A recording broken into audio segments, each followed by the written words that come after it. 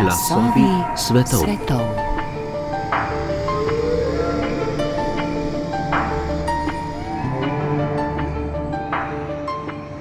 Slovenski strip ima zanimivo in bogato zgodovino, čeprav se je pogosto razvijal v senci večjih stripovskih kultur, kot so francosko-belgijska, ameriška ali italijanska. Kljub temu se je v Sloveniji skozi desetletja oblikovala samosvoja stripovska scena z raznolikimi avtorji, slogi in tematikami. Že od 19. stoletja naprej in v začetku 20. stoletja je mogoče govoriti o razvoju karikature, slikanice, o zametkih stripa. Po drugi svetovni vojni pa je strip, predvsem z enim od njegovih pionirjev, Mikijem Mustrom, doživel skokovit vzpon. Danes je slovenski strip živ in mednarodno prepoznaven. Zgodovina slovenskega stripa je tako zgodovina poguma, risbe in besede. Je zgodovina umetnikov, ki so svinčnikom v roki risali portret slovenskega časa, po svoje, svobodno in brez popravkov.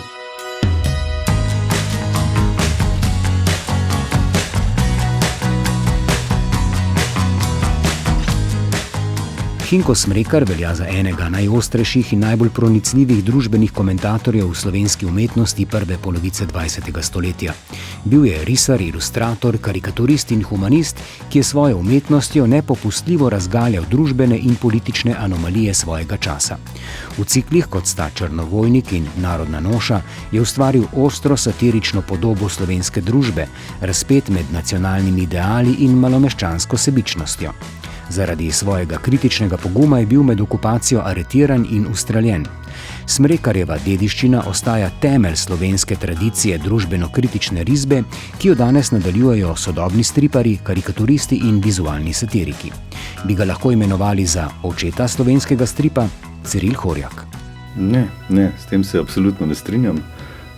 Seveda sem tudi jaz eden izmed tistih, ki smo zagrešili to površnost, in smo Smrekarja umeščali nekako v zgodovino stripa, ampak to zdaj lahko govorim kot strokovnjak, ker je to pač področje mojega doktorata, ravno metodologije, analize, sekvenčnih karikatur, pa tisto, kar potem kasneje postane strip. Smrekar je počel to, kar so počeli v Avstro-Ogrski, na kontinentalni Evropi, v Britaniji, že kakšno stoletje prej, namreč risal je sekvenčne zaporedne karikature, se pravi s podobami zaporedne, in to postavljati podobe v zaporedje je reč stara 1000 let, verjetno pa več. Tudi Egipčani so zato počeli, tako da jaz razumem prav 20. leta, konec 20. let, kot eno prav posebno mejnico, ko v Ameriki na vzhodni obali prvič pride do gospodarske in sociološke situacije, ko namreč tam prvič v zgodovini človeštva otroci ne delajo več, niso vključeni več pravzaprav nikakršne delovne procese in nastane res prosti čas. Očetje so v razmeroma dobro plačanih službah, mame so doma, otroci vsi hodijo tako rekoč brez izjeme, govorim o koncu 20., potem začetku 30. let v šole, in ker očetje zaslužijo razmeroma dobro, imajo otroci žepnino. In se vzpostavi ekonomija žepnine in otroški prosti čas artikulirajo knjige, gledališke predstave, filmske predstave, pa seveda tudi uživanje hrane.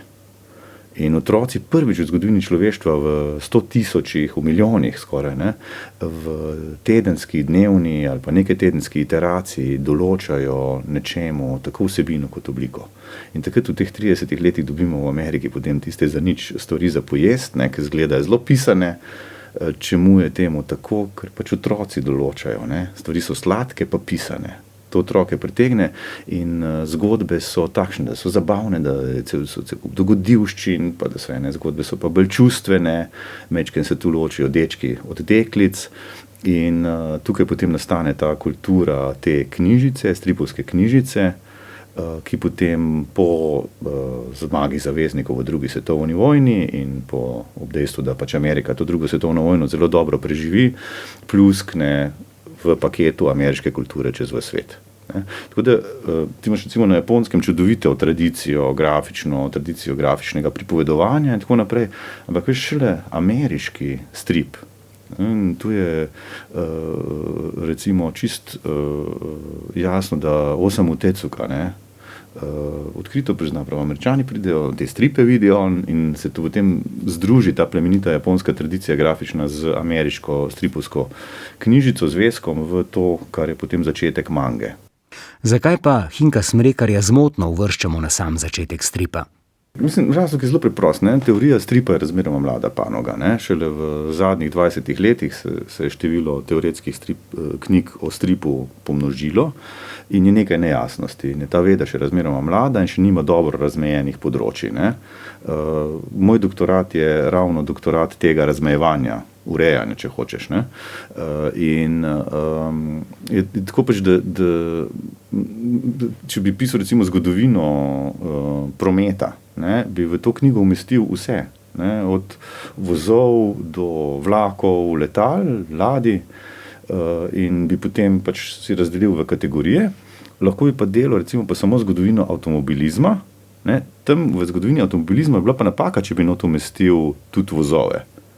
Ampak bi ti nekdo rekel, pa vse vozovi so že bili tudi taki, da si imel družinske vozove za mlade frajerje, feton, mislim, da si jim je reklo. Tako si imel že kar nekak tržišče za različne vozove, pa bi nekdo lahko argumentiral tudi, da pa se med avtom pa vozom ni blazna razlika. Prvi avti itak izgledajo kot vozovi, temeljijo na tej konstrukciji z jeklenim vzmetenjem. In bi rekel tudi, sej pač avti, tako kot kočije uporabljajo pač nek energent, ki je biološki energent. Zdaj, v enem primeru so to mrtvi dinozauri, pa ostale živali, pač to dizel oziroma bencin, v drugem primeru so pa to živi konji, ampak je bioenergent. Ampak so neke pomembne razlike. Ta pomembna razlika je recimo v stroju. Zakaj pa tisti stroj, ki razlikuje sekvenčne pripovedi pred sodobnim ameriškim stripom, od sodobnega stripa, to je pa ta paket stripovskega likovnega jezika, ki ga lahko naštejemo, stripovski oblaček, ki je drugačen od tistega, ki so ga uporabljali v 19. stoletju v karikaturah. Imaš recimo Cruikshank je karikaturist, britanski karikaturist, sekvenčne karikature, ki res veliko uporabljajo oblačke. Ampak so gosti, zelo gostobesedni, nerodno narisani. To so namenjeni takemu počasnemu branju. Otroci potem zahtevajo recimo velike tiskane črke, bolj kratka besedila, redundanco, tako da recimo v ameriških stripih ni nič nenavadnega, če so stvari ponovljene. Imaš recimo didaskalni zapis in Superman je udaril sovražnika. Pa imaš narisano, kako ga udar, pa še ta sovražnik reče, mater me je hudo udaril, pa še Superman reče, sem te fajn udaril. Skratka, res taka nasičenost, nekaj, kar bi ti dramaturgi recimo v teatru ali pa ljudje, ki se ukvarjajo z literaturo, literarni kritiki odsvetovali, stripu pa imaš to redundanco. Ker pišeš za otroke, pa je dobro trikrat pokazati pa povedati. Vse to je zelo tipično za strip. Gibalne črte, onomatopoeja, artefakti. Artefakti so tisti delčki, ki recimo nek lik teče, tipične skrajne poze, stripovski lik, blazno pomembno. Ti kaj tako radikalno reduciranega, pa hkrati tako gibkega, kot je recimo lik Miki Miške Jake Racmana z Disneyjem, nimaš prej. Močno poenostavljene figure v Egiptu, zgolj navidezno podobne tem stripovskim likov, drugače so pa to čisto različni kontinenti. Tako da ta ameriški strip je v resnici koordinata nič in širitev ameriškega stripa potem na ostale kontinente pomeni združevanje z tradicijami predvsem azijskega konca, evropskega konca in potem po drugi svetovni vojni vznik teh zelo različnih, zelo dobrih, zelo znanih form v Evropi. Temu izobraževanje zelo počasi sledi in en znak, da govorimo o res mladem mediju, je tudi izobraževanje povezano okrog tega. Konc 70-ih je prva šola posvečena povsem izobraževanju stripa, šola Joeta Kuberta na vzhodu ZDA, New Jersey se mi zdi, medtem ko bistveno kasneje, potem pravzaprav bolj konc 90-ih, začetek 2000-ih sledijo temu v frankofonskem prostoru. In šole na kontinentu se oblikujejo precej kasneje. Manga je tudi, bolj 2000, ker recimo šole za mange, do tega, da imaš potem recimo leta 2000, okrog leta 2015-2016 preveč izobraženih risark in risarjev mange in je preveč ljudi, ki rišejo stripe, da bi mogli založbe na Japonskem sploh vse zaposliti. Ampak vendarle, mlad medij je to. Tako da moje priporočilo bi bilo tako počasno načrtovanje stoletnice, recimo da bi bili zihar, rečva tam bolj 1928, mogoče 27, 28. Tako da zgodba pripovedovanja o podobah, zelo stara zgodovina, ta specifični medij, ki pa je nas vse do te mere navdušil, da zdaj tako lahko to znako prelepimo tudi starim stvarem. Ne? Tako da boš imel članke na internetu, recimo v Sibiriji odkrijejo neke kamne, tam so neke v sekvenci, neki logični sekvenci vklesane podobe, reče stara 15.000 let, ne, in ti zlahka zapišejo, recimo, našli smo paleolitski strip. Ne. Protostrip. Ja, protostrip je ena beseda, ki je precej preganjam, ne, ker protostrip, če bi sledili te logiki, proto pomeni po grško prvi, ne, to lovljenje prvih je pa zelo nerodna reč. Ne.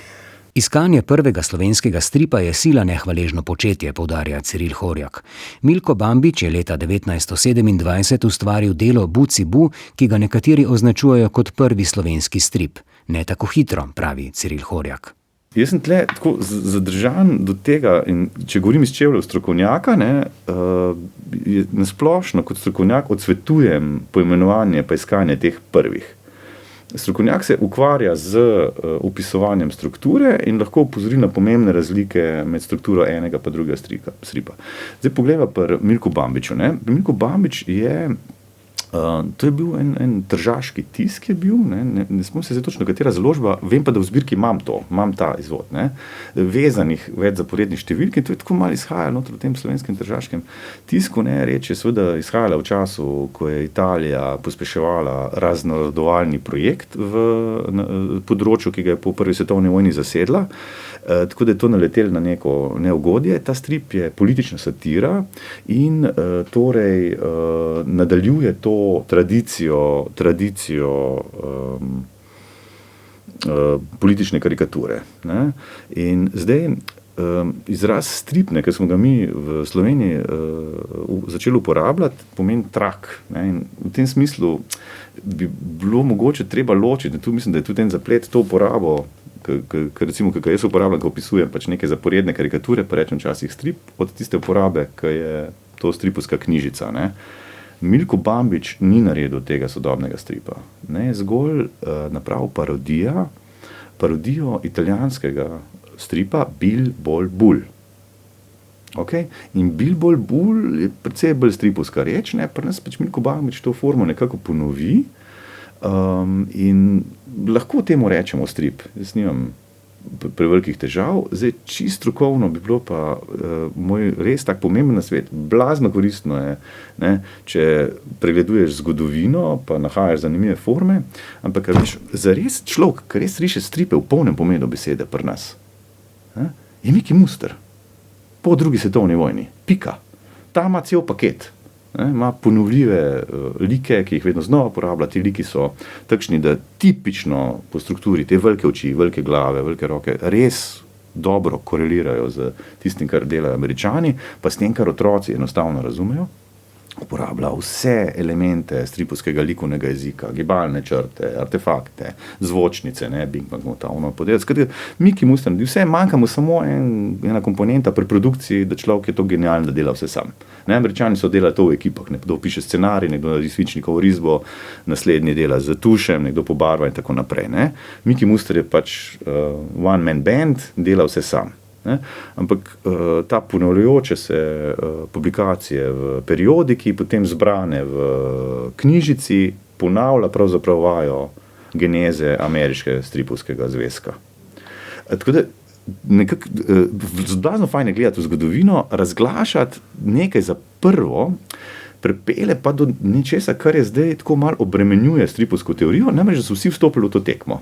Tako da gledam recimo internetno stran muzeja stripa in karikature v Holonu, v Izraelu, in imajo gor seveda en prepet, en člančič, ne, ja, prvi strip, ne, in so našli, ena hčerka pregledala očetovo korespondenco, noter eno pismo, v tistem pismu so neke zaporedne risbice, kako se gospod zbuja zjutraj, ne, napisano tako ljubko v hebrejščini, in že pravijo prvi komiks, ne. Koliko je teh pisem se napisalo v 19. stoletju, pa kako so gospodje in gospe rade kaj narisali v sekvencah, ko so si ta pisma pisali. Ne? Tega je res veliko, tega je na tone. Ne? Če ti takole razglasiš, se ti naenkrat odpre področje tisočih in tisočih izdelkov. In jaz pravzaprav želim biti v stripovski teoriji tisti, pod narekovaje, bad guy, kot je bil to Neil deGrasse Tyson, ki je zelo diskretno umaknil Pluton iz seznama planetov v Newyorškem muzeju, ne, na oddelku za astronomijo, naenkrat Plutona več ni bilo. Zakaj? Zato, ker je gospod vedel, da če dovoliš nebesna telesa, ki imajo lastnosti Plutona, razglasiti za planet, moraš nemudoma v našem osončju to napraviti še vsaj za ducat in število raste teles. Se pravi, tako mehkih, tako oddaljenih, brez lastnih lun, bla, bla, bla, bla. Tega je 12. Ne? Se pravi, planetov je, če karikiram, ali jih je, 36, pa naslednje leto, ko bomo še kaj odkrili, 37, ali jih je pa 8. Ne? Se pravi, to je pač tle na koncu neke kategorije pač morajo veljati, z definicijami imamo težave, ne? Nietzsche je rekel, da definirati je mogoče samo stvari, ki nimajo zgodovine. Strip jo pa ima. Tako da zelo dobro opozarjati na genialnosti likovnikov, recimo kot je bil Hinko Smrekar, in izjemen je bil. Hkrati pa, ko ga skrbno analiziraš, vse forme, ki jih je on predstavil, imajo že predhodnike desetletja prej v avstro-ogrskem prostoru ali pa v prostoru centralne Evrope. Po drugi svetovni vojni pa je strip, predvsem z enim od njegovih pionirjev, Mikijem Mustrom, doživel skokovit vzpon. Leta 1952 je namreč začela v publikaciji Poletove podobe in povesti izhajati serija stripov o dogodivščinah Zvitorepca, Trdonje in Lakotnika. Tudi to je prav posebna zgodba. Zadeva naj bi bila taka, da to Muster je meni rekel osebno. Ne? Jaz sem govoril z njim, pri njem doma sem bil in meni je Muster takole povedal. Ne? Je rekel, da urednik te periodike, tega glasila, je skoraj gotov naročil pri Disneyju nekaj tabel stripa. In Disney je imel to politiko, to je bila del ameriške zunanje politike, da je z veseljem poslal te stripe na vzhod. Tudi kasneje si ti bistveno nižjo ceno plačeval za stripe v Jugoslaviji, če si to tiskal v Beogradu ali pa če si jih hotel tiskati v socialističnih južnoameriških republikah, kot recimo, če si hotel to početi v Franciji. V Franciji so zelo resno zaračunali, zunanja ameriška politika ti je pa zelo poceni prodala Disneyjeve stripe na vzhod, ker je bila ideja to, da če bodo komunisti brali Jako Racmana, bojo tudi brali Malsko Pušnika, to je bilo precej kapitalističnega diskurza noter v tem stripu. Ne? Kapitalizem je družbena ureditev Disneyjevih stripov. Ustanavljajo se firme, ne, kapital se akumulira v bankah, bla, bla, bla, ne, investicije se delajo, pa hodijo na neke čudne otoke, da bi tam izkoriščali rude. Ne. Tako da za Mustra je uveljavil to, da naj bi urednik res naročil Disneyjev strip in Muster prav, da zelo verjetno ta strip prišel. Ampak Muster prav ustal v predalu ali nekje, ker je strip veljal za sinonim Amerike. Jazz, dolar, strip, take stvari, to ni več šlo skozi. Kajti nemudoma po koncu druge svetovne vojne imamo tukaj en režim, ki je precej bolj stalinističen kot samo komunističen.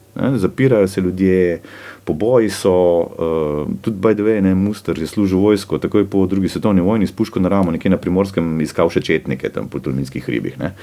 Tako, zelo drug cajt. Pa se pa to po Titovem neju Sovjetom, Stalinu konkretno, spremeni, pride velika ameriškega denarja in se stvari mečkim sprostijo.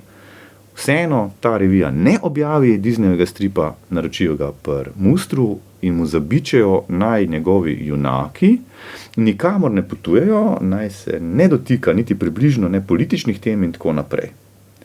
On je pol kasneje, ki je pač par basni nekih narisal, narisal potem nekaj, da nekam potujejo, pa je urednik to ugasnil, pa so se posula pisma bralcev po bralk in so pol uredništvo popustili in pol Muster vendar lahko pisal stripe oziroma risal stripe o marsičem, tudi neke politične satire enot. In ravno Mikiju Mustru bo posvečen prvi nacionalni dan stripa, ki ga bomo obeležili 22. novembra. Eden od ciljev projekta je, da stripovska umetnost v vseh svojih raznolikih pojavnih oblikah postane enakovredna literarna zvrst. Jaz mislim, da bomo pač ena izmed nacij, ki se bomo rekli med stvarmi, ki jih dobro počnemo, poleg turizma, železarstva, ne, čebelarstva, pa še česa, ne, pač zelo dobro delamo stripe. Ne. Čisto mimogrede, ne, na festivalu Tinta je skupno število stripov ali pa njim dovolj sorodnih izdelkov, da sodijo nekako široko v to kategorijo. Ne. Letos 110 naslovov je bilo prijavljenih za nagrado Zlatorepec. Tako da si predstavljaš, v enem letu 110 naslov izide pač nekih stripov, grafičnih, sorodnih žanrov. To je kar veliko, no. Tudi slovenskega stripa se ogromno napravi, ne. Zoran Smiljanić recimo s temi izobraževalnimi stripi, Manca Krošelj zdaj z tem ljubkim stripom, ne, ki mu je ime Lažninka, ne. Samo pač še en od izrazov bogate stripovske ustvarjalnosti v Republiki. Tako da jaz mislim, da ta nacionalni dan stripa je upravičen. Tako da ne samo Miki Muster, da si zasluži spomin. Slovenci si zdaj to, pa Slovenke si zaslužimo to, ker pač res očitno toliko stripa izdamo, napišemo, narišemo, beremo. Tako. Zakaj Miki Muster? Tista osebnost, tista točka, bi rekel prav prelomna točka, ki definira v bistvu stripovski razvoj v Sloveniji. Zaradi tega, ker je res postal sinonim. Ne? In zakaj je Miki Muster res v pravem pomenu začetnik stripa na Slovenskem? Zato, ker ga vsi poznamo. Ker tudi tisto zahteva potem, da je strip res popularna forma, najbolj popolno izpolnjuje. Ne? Tako da, ko govorimo recimo z generacijo naših staršev, imajo vsi spomine na to, da so čakali pred trafikami. Res je bil fenomenalno priljubljen. Muster je pač res za svojo izredno produkcijo, ki se sicer zaključi. Ne? Muster je nehal leta 1973 risati stripe in potem kasneje samo nekatere izdaje dopolnil, spremenil, pa eno krajšo zgodbo naredil še o gradnji hiše.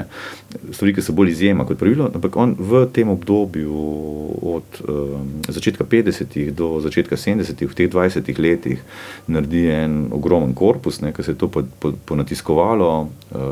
Pri nas je to pač tako več takih debelih knjig. Ne. Tako da on je po količini, po kvaliteti, ne, tisti, ki se je res vtisnil v kulturni spomin Slovencev in Slovenk in ki je tudi prejel najvišjo republiško nagrado, namreč Prešernov nagrado za svoje delo, tako zelo upravičeno. In Slovenija očitno to tudi ceni. Ne. Kostja Gatnik je tudi dobil to Prešernovo nagrado, pa je dobil tudi za svoje slikarstvo in ilustratorstvo, ne. Ampak tudi za strip. Ne. Potem pa še Tomaž Lavrič, ne, ki je dobil nagrado Prešernovega sklada in zlati znak Republike Slovenije, ki ga podeljuje predsednik republike. Ne, takrat. Tako da nekako tudi jaz mislim, moja nagrada Prešernovega sklada je tudi bila specifično za strip, ne, plus ilustracija, tako da nekako republika z nagradami ceni. Zdaj, koliko pa kupujemo strip, tle se pa majčkeno zaplete, zato ker je pač razpršen trg, nas je samo 2 milijona in Vige Vage knjige, recimo, ki imajo fenomenalno produkcijo stripov in sorodnih form, ne, tako da tam Vige Vage knjige rečejo temu, kar risoromani, pač bolj odprt izraz.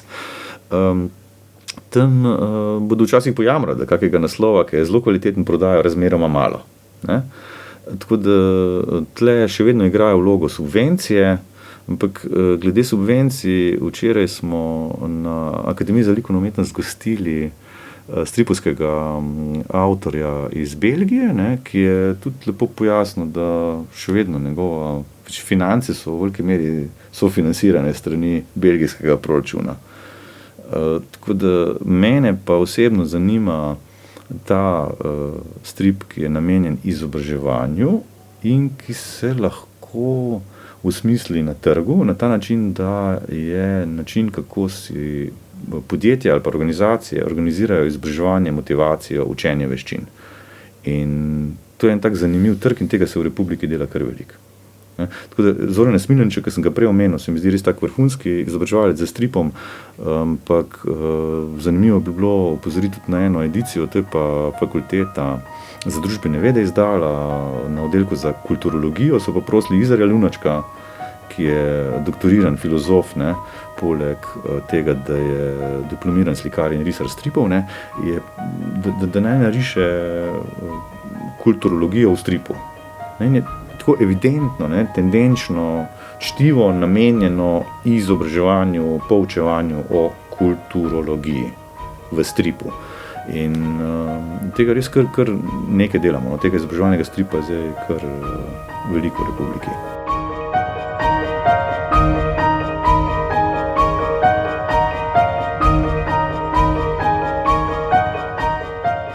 Podoben kultni status kot Mustrovi stripi je dosegel tudi strip, ki se je pojavil leta 1977. To je znameniti Magna Purga Kostje Gatnika, ki še danes med zbiratelji velja za iskano in cenjeno blago. To delo je postalo glasnik nečesa novega, postal je nekakšen glasnik urbane subkulture. Kostje Gatnik je bil en izmed tistih otroških junakov, podobno kot Miki Muscat, ki si jih srečal, pa te niso razočarali v živo. Zdaj, Kostja Gatnik je bil zahteven do sebe, zahteven do drugih, ampak fenomenalno načitan, razgledan, pa res izjemen risar. Tako da to so recimo Miki Muscat, Kostja Gatnik, Tomaž Lavrič, to so pri nas tu res zverine risarske. In tudi ljudje, ki dobro govorijo oziroma so govorili stripovski likovni jezik. Kostja Gatnik je prinesel to, kar si rekel, subkulturo, to so bila enkrat 70-ta, bilo je odštekano. On je nekako zelo dobro ta estetiko ameriškega underground stripa razumel, jo prenesel, lokaliziral. In veš, za to lokalizacijo, za te stvari napraviti slovenske, potrebuješ talent, potrebuješ ustvarjalno moč. Saj tudi, veš, Hinke Smrekarja lahko gledaš zgolj kot nekoga, ki je forme iz nemškega kulturnega prostora prenašal k nam. Samo moj bog, kako je znal to dobro napraviti, kako je znal to dobro ustvariti. Mogoče glede posebnosti, Magna Purga je ena točka v zgodovini slovenske kulture, ta strip. Prešla je v mit. Se v kakih fotokopiranih delčkih pojavljala še pred internetom, je imela svojo distribucijo, ravno s tem, ker je bilo tako hitro razprodana, ampak ljudi so to fotokopirali, lepili na stene, kazali, ustvarjali ta mit. Pri Hinku Smrekarju je podoben mit njegov Črnovojnik, to je pa tista izdaja, ki pa Hinka Smrekarja pa postavlja kot izjemo na zemljevid teh sekvenčnih form, kajti človek je napravil knjižico. Hinko Smrekar izda Črnovojnika nemudoma po koncu Prve svetovne vojne leta 1919 in izda to v knjižici, in tam je pa kombinacija zaporednih sličic pa veliko pisanega materiala in pravzaprav izda to formo, ki je bila zelo pogosta, skoraj tipična med umetnikih, kadar so si dopisovali. Tudi umetniki, ki pregledaš recimo neko korespondenco Gasparija, Smrekarja, to je veliko takih zaporednih sličic, kaj je narisano, kaj se in kaj dogaja, pa veliko zraven dopisano, vse je pisano in risano za peresi, ampak ta izpoved v neki dnevniški obliki, sicer fingirani dnevniški obliki, to je Črnovojnik. Njegova izkušnja Prve svetovne vojne, zelo neposredno, zelo brutalno, narisano, napisano, z uporabo nekaj oblačkov in tako naprej, zelo sodobno zgleda. Tega ne bi smeli razglašati za strip, ampak zelo, zelo sodobno formo. Takšen ilustriran, prvoosebni, izpovedni, recimo, rečemo temu, kaj je grafična novela ali kaj bi ta bilo. Smrekar je v marsičem tudi širše, ne samo pri nas, zelo poseben in te tradicije potem nadaljujejo to tradicijo likovne izvrstnosti, nedvomno Muster, Gatnik, Lavrič, in tem špicam sledimo tudi mnoge risarke in risarji. Naj samo to omenim, da je risark vedno več ali pa scenarist stripovskih, tako da to nekako ta napoved Scotta McClouda, da bo 21. stoletje žensk v stripu, do neke mere to drži. Res je ogromno risark, avtoric, urednic in tako naprej. Pomembna figura je bil tudi Marjan Amaljeti. Njegov strip Pet očetov njenega otroka je dodobra zamajal takratno jugoslovansko stripovsko sceno. Nekateri ga imenujejo celo najboljši feminističen strip.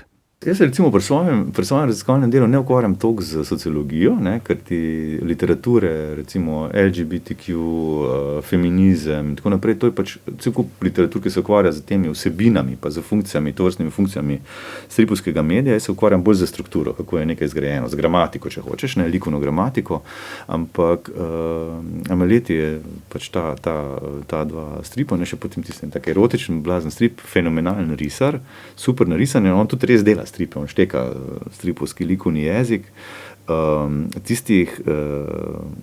Te očetje njenega deteta, to je ena brutalna zgodba, posilstvo, pa potem maščevanje, tak žanr tega ženskega maščevanja, v filmski industriji imaš kar nekaj tega žanra. To je pobral neko pomembno nagrado v Beogradu, Jugoslaviji. Leta 88, po smrti. Ja. Tisti je bilo tako blazno presenečenje, ker so mislili, da je to nek mlad mulc riše. On je pa, mislim, da je imel eno bolezen, morda sladkorno, imel je konstantne bolečine, tako da je to v velikih mukah risal. No. To je tako neko herojsko delo, a me letijo fenomenalno zrisano, brutalno zrisano, res veliko poguma. To je bilo tako šokantno, da so spolj razkrili nek star gospod Prefox na arhitekturi, je to narisal. To je bil šok. Mogoče tisto, kar bi bilo pomembno, da sami sebi nekako povemo, Slovenci in Slovenke, pač ljudje, ki smo tukaj del tega kulturnega prostora, da to dobro počnemo, da mi kulturo se Slovenci pač res vsaj od Trubarja naprej gremo zelo profesionalno, znamo stvari natiskati, znamo stvari subvencionirati, kompleten Trubar je subvencioniran, ne pozabite, subvencionira ga evropski denar, nemški denar, tako, če malo karikiram.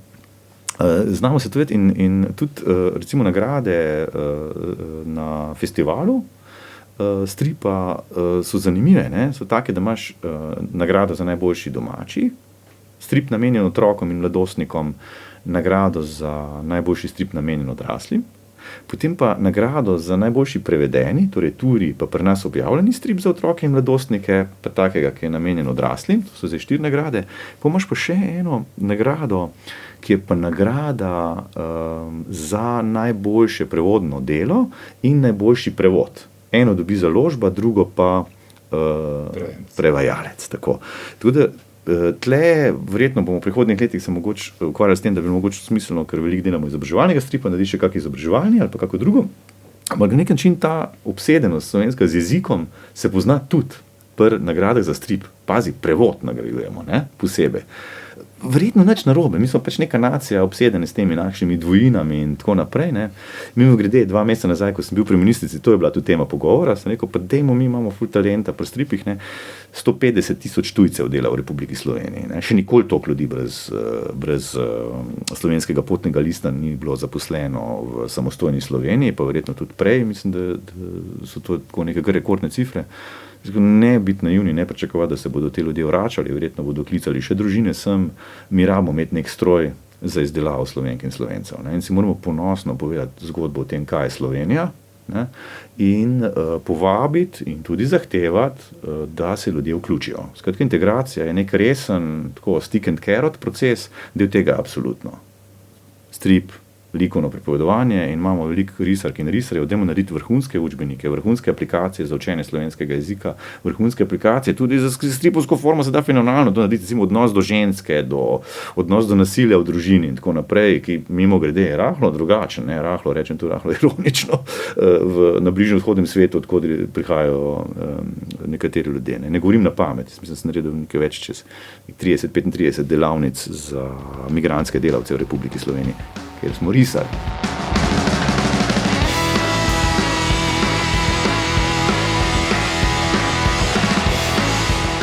V 80-ih letih na stripovsko prizorišče vstopi nova, izjemno močna generacija, na čelu katere so gotovo Tomaž Lavrič, Zoran Smiljanić in Iztok Sitar. To je generacija, ki v strip spet vnese izrazito politično kritiko in družbeni angažma. V tem obdobju strip postane prepoznaven v mladini, kjer nastane prostor za satirično in politično risbo.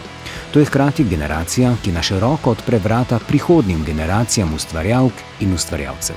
Zdaj ta generacija, tudi prav Sitar, Lavrič pa Smiljanić, kot 3 najbolj produktivni, aktivni avtori, oni so res določili to, kaj pomeni delati strip v 80-ih letih. Zdaj, Tomaž Lavrič je nek izjemno talentiran, to res pride blazno redko, da je tako fenomenalno talentiran človek. On je, mislim, da kar lepo že šel iz 3. letnika srednje šole za oblikovanje in fotografijo direktno na akademijo, je bil direktno sprejet, da je, mislim, da kar 1 leto preskočil, pa na akademiji nikoli ni diplomiral, žal. Mislim, da bi mogli neko častno diplomo mu dati, ampak ker je nemudoma začel objavljati v mladini in potem po prepričevanju urednikov, lastnikov končno potem sprejel tudi šiht tam. Lavrič, blazno protiven, likovni jezik, ta besednjak likovnega jezika stripa noro vlada. Spet recimo nekdo, ki ga je zelo dobro preučevati, zato ker so zelo velike razlike med Lavričevim načinom likovnega pripovedovanja z zaporednimi podobami, kot z forovni, ki so starejše. Ampak 80 so bila za nas zelo pomembna, tudi zaradi tega, ker je bila Mladina tako pomemben časopis. In Mladina je znala vse te 3 avtorje objavljati, vse to je bilo tudi povezano z nekimi političnimi premiki, vedno se je med vrsticami v teh stripov ubralo tudi politiko, hkrati so pa vsi ti avtorji zelo dobro črpali iz bogate tradicije evropskega pa ameriškega stripa. Ne. Tako da, ja, nekako so mogoče, kot to Siter recimo v svoji knjigi Zgodovina slovenskega stripa 27 do 2017 to hipotezo nekako postavlja. Poglavja ima razdeljena po generacijah. Nas, govorimo v prvi osebi, ker sem tudi jaz na to menjen, pač razvrščal generacije, tudi do neke mere drži. Ja. Generacija mečkin izmenjuje estetiko, tudi okus, ne, ki bere, tako da te so bili zdaj ključni, ampak res mene blazno me zanima, no, ker res sem zelo širok razpon, ne, omenil sem Petra Kuntoriča Kunto, ne, zdaj blazno produktivni striper zdaj v teh trenutkih, ne, Smiljaniča, ne, imaš pa ti tudi recimo Damjana Stepančiča, ki je zdaj naredil z muzejem računalništva, en zelo čtekan strip Kapo in Bundo, pa recimo na enem spektru Karolina Marošič z temi čist preprostimi pasicami, ne, kratkimi, v narečju. V slovenskem stripu se kar nekaj dogaja, ne. To je široka reč. Leto 92 Stripburger. Yes, Stripburger je zelo nenavadna tvorba. Zakaj? Zgodi se to, da pač kolapsira kompleten trg jugoslovanskega stripa, konc je, ni več Novega Sada, ni več Beograda, to je vse za mejami. Grozljivka, tako, ne. Konc, kako reagira ta kulturni prostor, ne tako, da bi oživil neko produkcijo stripa, ne, v tem konvencionalnem smislu, ampak zelo odštekano, zelo umetniško, zelo nenavadno, zelo eksperimentalno. Stripburger sam sebi reče, da je underground strip, hkrati računa na zelo skromne, ampak vendarle na subvencije iz proračuna Ministrstva za kulturo in s temi zelo skromnimi subvencijami naredi čudež. Ne. Stripburger postane fenomen, ker publicira avtorje iz Balkana, medtem ko so tam vojne, publicira avtorje iz bivše Sovjetske zveze, medtem ko publicira tudi, objavlja tudi ameriške avtorje, tako postane nek mednarodni globalni igralec v tem segmentu artističnega, eksperimentalnega, odštekanega stripa. Ne, ki je toliko odštekan, da včasih tudi približno ni strip, ne, da se razume. Tako v Stripburgu je vse možno objavljeno in omogoči za temi skromnimi proračuni pod zelo skrbnim vodstvom urednice Katarine Mirović to, da ti mladi avtorji potujemo v Angulem. Ne. Pa obiščeš Angulem, največji festival, evropski festival stripa, tam se srečaš z vso množico produkcije od Azije do Amerike in kako dobro ogrodje je bil ta Stripburger. Recimo primer, jaz sem bil v New Yorku, samo kontaktirati sem mogel Katarino Mirović, pa mi nemudoma postala, pazi, 2 maila, pa 2 telefonske številke, tako od Petra Cooperja, striparja živečega v New Yorku, kot od Arta Spiegelmana s Pulitserjem nagrajenega risarja stripov, avtorja Mausa. Jaz sem lahko oba po telefonu poklical, ne, in živo, Stripburger, ok, v redu, ne. Nemudoma sem tako enega kot drugega lahko obisku, kasneje smo potem z Artom Spiegelmanom delali slovensko produkcijo Mausa tukaj, tako sem ga 2krat obisku. Peter Cooper pa tudi še vedno tako en ful lep spomin, ko smo ga v obisku srečali, so se pa potem nekaj let nazaj spet v Ljubljani. Tako da nenadoma, Stripburger je pomenil zelo konkretno tako za neke take like, kot sem bil jaz, ne, enkrat si lahko prek Stripburgerja tako poklical pač najbolj vroče avtorje na planetu in rekel živijo in prišel tam in šel si na Manhattan v trgovino stripa in je tam na častnem mestu bil Stripburger, ne. In to še vedno tako pač tudi pred zadnjič, ko sem bil v New Yorku, se spomnim tako od Izraela Lunačka, ne, tale Bed Noir, kako je že ta njegov čudovita strip v teh žvalcah, ne, pač tam bilo, ne. Tako da Slovenija res tudi taka neka žepna velesila stripa, no. Danes je velikokrat omenil vlogo, ki jo ima strip v izobraževalne namene. Ampak zdaj pa pogledamo na stvar z druge strani. Kaj pa izobraževanje o stripu? Kdaj lahko pričakujemo študijske programe? Kdaj lahko to pričakujemo bolj pogosto v nekih šolskih kurikulumih?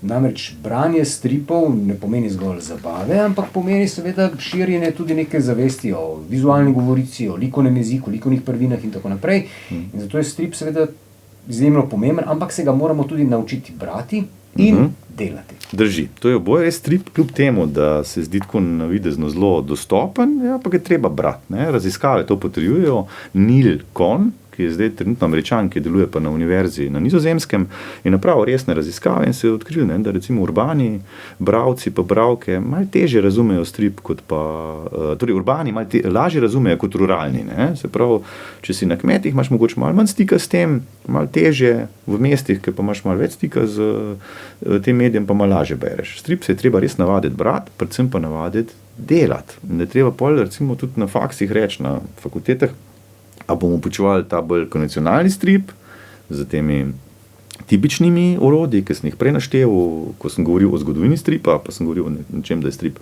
vendar neko posebno oblikovanje ali bolj eksperimentalen, artističen, ki ga je pa po definiciji težje brati. Ne? Ker strip je vendarle v svojem jedru likovni jezik, ki omogoča jasno, ne, zelo tekoče branje, medtem ko umetniški strip počne včasih ravno nasprotno, ti ga zaplete namenoma, ne? Umetnost zna zaplesti z namenom. Ampak izobraževanje je globalno, to sem že prej te letnice omenil, 70 v Združenih državah Amerike, potem pa vsaj 20 let kasneje, 30 let kasneje, šele potem izobraževalni programi na univerzah, celo Francija, Belgija, Japonska razmeroma pozno. Ne? Tako da to je bolj 2000-ke, 2010-ke so letnice, ko se ti programi uveljavijo. Pri nas trenutno potekata dva programa, ki se jim uradno sicer reče izbirni predmet ilustracija ali pa ilustracija B, in sta ponujena dodiplomskim pa podiplomskim študentom na Akademiji za likovno umetnost. Pri obeh vodi jih Damjan Stepančič, pod skrbnim vodstvom Suzi Bricelj, na oddelku za, mislim, da se oddelku reče oddelek za napredek ilustracije, tako nekaj takega genialno ime. Tam se pri tem ilustracija B, pri tem predmetu pravzaprav dela strip, ki je sicer na Akademiji za likovno umetnost bolj ta umetniški, odštekan. Jaz sem pa tak nek človek, ki zdaj tak, da opremim študentke pa študente z nekim temeljnim znanjem, oblački, neke prepovedane stvari pod narekovaje, neke stvari, ki se ti ne izidejo pri stripu, če jih narediš. Tako da imam tak zelo kratek kurs, par ur, pa pobegnem. Ne? Nimamo recimo programa za strip na srednji šoli za oblikovanje in fotografijo, tako da jaz mislim, da to bi bil čas v Sloveniji, da to naredimo. Zdaj, kdo je kriv, da tega še ni? Jaz mislim, da sigurno nekje sem verjetno tudi jaz kriv. Meni je par stvari, kot slišiš, jasno, nekako tudi to študiram, sem pa počasen, zapleten, tako da to bi verjetno tudi moj otroc pa žena, ki pravijo, da sem kriv za vse sorte, verjetno med drugim kriv tudi za to, da to izobraževanje še ni upeljano v programe. Tudi, Iza Lunaček je zelo artikuliran kot filozof, pa je recimo lani tudi deloval kot pedagog na srednji šoli za oblikovanje fotografijo. Mogoče te ljudje, pa še potem kakšne avtorice, te mlajše zraven, to mogoče nek kader, ki bi mogoče pa počasi lahko v Sloveniji spisali kurikulume. Mogoče trenutno še nismo kos tej nalogi, da se sliši to lažje, dajmo narediti izobraževanje. Ampak recimo, povem ti kurikulum, nekako bi mogel biti tako razdeljen. Zgodovina tega medija, s posebnim poudarkom na zgodovino tega medija tukaj, definicija nekaterih žanrov ali pa nekaterih načinov, kako to počnemo, bolj odštekan umetniški strip, tak bolj konvencionalen, ki ga lahko razume vsak, pa funkcije različne, izobraževalna, zabavna, osebno izpovedna, terapevtska in še ostale. S tem bi se morali v določenih predmetih spoznati, potem pa imeti ene predmete bolj posvečene tehniki, ker bi govorili v enaki meri o digitalnem risanju kot o risanju old school, ki je še vedno zelo dobro, še vedno zelo radi rišemo ljudje z tušem in z flomastri.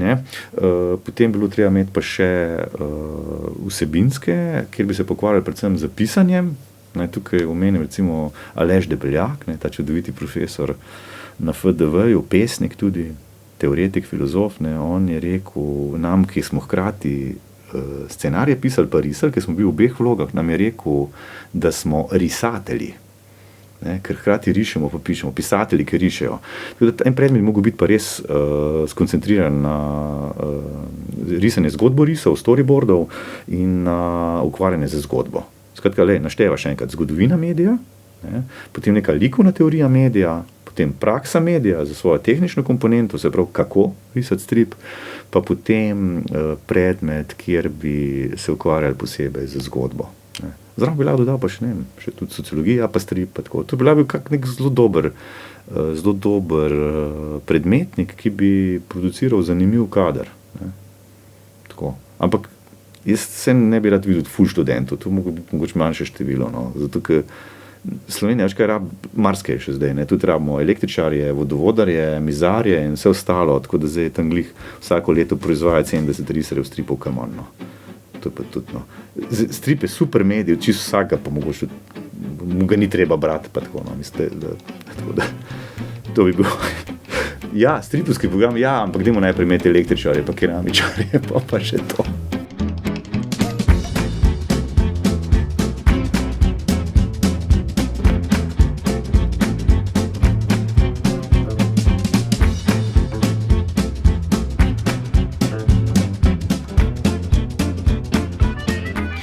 V tokratni oddaji Glasovi svetov smo govorili o zgodovini slovenskega stripa. Dotaknili smo se tudi široke palete funkcij, ki jih strip ponuja ali podpira. Tokratni gost oddaje, Ciril Horjak, še poudarja, da je treba stripe tudi kupovati, ne samo izdajati. Kakovostne produkcije je pri nas res veliko. Ob prihajajočem nacionalnem dnevu stripa povsem primerna želja. Če ste Glasove svetov zamudili, jih lahko poiščete med podcasti ali v spletnem arhivu RTV Slovenija, oddajo pa sva posnela tonski mojster Jernej Boc in Miha Žorž.